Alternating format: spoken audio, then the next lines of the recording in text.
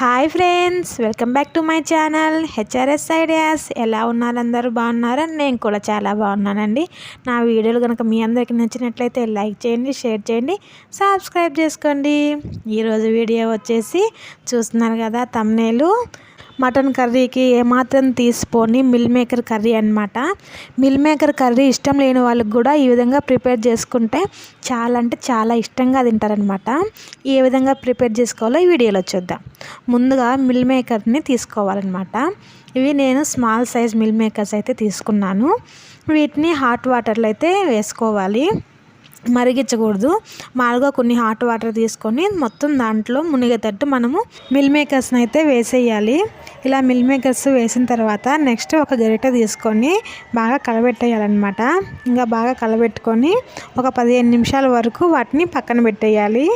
ఇలా పక్కన పెడితే అవి కొంచెం ఉబ్బుతాయి అన్నమాట. ఇప్పుడు చిన్నగా ఉన్నాయి కదా, అవి కొంచెం ఉబ్బి కొంచెం పెద్దగా అవుతాయి. ఇంకా నెక్స్ట్ మనం తర్వాత కావాల్సిన మసాలా అయితే ప్రిపేర్ చేసుకుందాం. ఇప్పుడు ఒక మిక్సీ జార్ తీసుకొని దాంట్లో దాల్చిన చెక్క, లవంగాలు, ఒక యాలుక్కాయి అవి వేసుకొని దాంట్లోనే మళ్ళీ అల్లం ముక్కలు చిన్న చిన్న ముక్కలు తీసుకోవాలి. అలాగే కొబ్బరి ముక్కలు కూడా తీసుకోవాలి. ఇంకా ఇవన్నీ ఒకసారి మిక్సీ అయితే పట్టేసుకోవాలన్నమాట. ఇలా మెత్తగా మిక్సీ పట్టుకోవాలి. ఇలా మిక్సీ పట్టిన తర్వాత నెక్స్ట్ టమాటా కూడా వేసుకోవాలన్నమాట. ఫస్ట్ అయితే ఇవి మిక్సీ పట్టాలి మెత్తగా. ఇలా మిక్సీ పట్టిన తర్వాత మనం ఒక కప్పు వరకు టమాటాలు అయితే తీసుకోవాలి. కప్పు టమాటాలు అంటే దాంట్లో 4 టమాటాల వరకు పడతాయి అన్నమాట. ఇలా టమాటాలని చిన్న చిన్న ముక్కలుగా కట్ చేసుకొని ఇంకా మిక్సీ జార్లో వేసుకొని దాన్ని కూడా పేస్ట్ లాగా చేసుకోవాలన్నమాట. మెత్తగా మిక్సీ పట్టేయాలి. ఇలా వీడియోలో చూపిస్తున్నాం కదా, అదేవిధంగా మెత్తగా మిక్సీ పట్టేసుకొని ఆ మిక్సీ పట్టిన దాన్ని ఒక గిన్నెలో అయితే తీసుకున్నాను. చూడండి ఎంత మెత్తగా వచ్చిందో.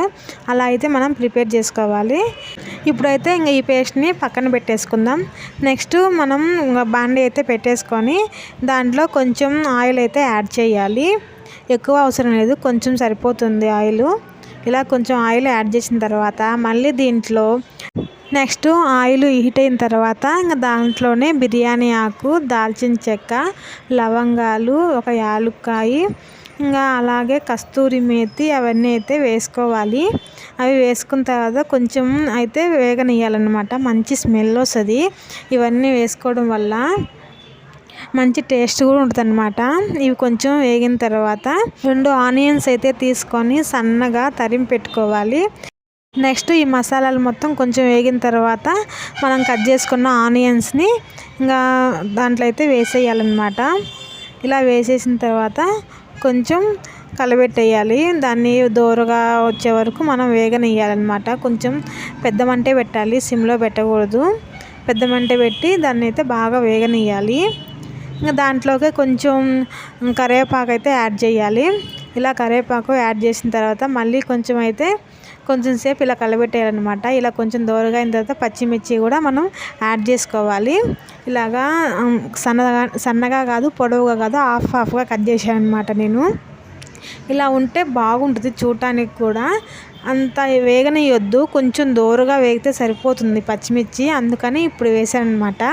ఇలా వేగిన తర్వాత దాంట్లోనే ఇంకా ఆల్రెడీ మనము పేస్ట్ చేసి పెట్టుకున్నాం కదా, టమాటా పేస్టు, మసాలాలు ఇవన్నీ వేసి టమాటా పేస్ట్ రెడీ చేసాం కదా, ఆ పేస్ట్ని ఇంకా దాంట్లో అయితే వేసేసి ఇంకా పచ్చివాసనంతా పోయేంత వరకు బాగా కలబెడుతూ ఉండాలన్నమాట. ఇలాగా అడుగు మాడకుండా మనం కలబెడుతూ ఉండాలి, ఎందుకంటే అడుగు మాడిపోతుంది.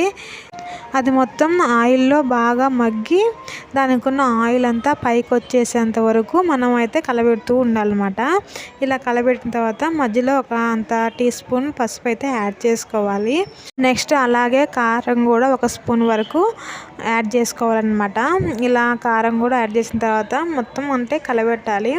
ఇలా చూడండి, ఇలా మాడుతుంది, మాడకుండా బాగా కలబెడుతూ ఉండాలి. ఇంకా తర్వాత దాంట్లో అయితే మనకు సరిపడా సాల్ట్ అయితే యాడ్ చేసుకోవాలి. నేనైతే 2 స్పూన్స్ సాల్ట్ అయితే యాడ్ చేస్తున్నాను. ఇలా సాల్ట్ యాడ్ చేసిన తర్వాత మళ్ళీ ఇంకోసారి కలబెట్టేయాలి. చూడండి, ఇప్పుడు ఆయిల్ అంతా పైకి తేలుతూ ఎలా ఉందో అలా వచ్చిన తర్వాత దాంట్లో అయితే 2 గిన్నెలు వాటర్ అయితే యాడ్ చేసుకోవాలి. చూస్తున్నారు కదా, ఇందాక నేను టమాటాని మిక్సీ వేసి ఒక గిన్నెలో పెట్టుకున్నాను కదా, ఆ గిన్నెతోనే నేను 2 గిన్నెలు అయితే వాటర్ తీసుకున్నాను. ఇలా వాటర్ అయితే యాడ్ చేసిన తర్వాత అవి కొంచెం బాగా మరగనియాలి. ఇలా మరగనిచ్చిన తర్వాత మనం ఆల్రెడీ ఇంకా మిల్ మేకర్స్ని హాట్ వాటర్లో హీట్ చేసాం కదా ఒక పావు గంట, వాటిని కొంచెం పిండుకొని ఒక ప్లేట్లు అయితే తీసుకున్నాను. ఇంకా తీసుకున్న వాటిని ఇప్పుడు మరిగే వాటిలో అయితే వేసేయాలి. ఇలా వేసేసి బాగా మరగనియాలన్నమాట. కొంచెం పెద్ద మంటే పెట్టాలి. ఫస్ట్ కొంచెం పెద్ద మంట పెట్టి బాగా మరగనించి తర్వాత సిమ్లో అయితే పెట్టేయాలి.